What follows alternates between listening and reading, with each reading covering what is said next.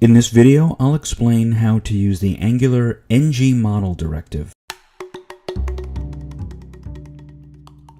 When you use the Angular ngModel attribute, you can easily set up two-way data binding between your template and your component. So here I've set the ngModel directive attribute on this input element, and here I've set the ngModel attribute on this text area.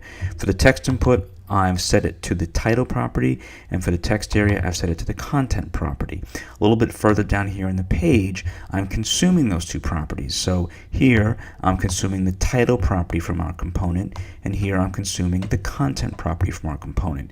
If we actually look at the component, you can see there is a title property and a content property, and they're both strings. So back in the template, any changes made here or here will be reflected here and here.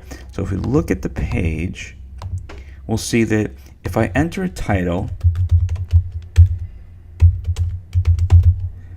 the UI is updated down here, and then I enter some content, the UI is updated down here. Now once again, right here, these UI changes happen because we've set these two properties here in the UI, and if I inspect these two elements, I can see that as I type in the inputs, the UI is updated in real time, and that's because there's two-way data binding. So any change that happens in one element is reflected in another, and that two-way data binding is powered by the ngModel attribute, and then the property, whatever property it is set, is updated in the component. So these values, these strings, are making a round trip. They're coming from here to down to here, and it's all done by the ngModel attribute. If you found this video helpful, you can subscribe to my channel by clicking the red subscribe button right under the video.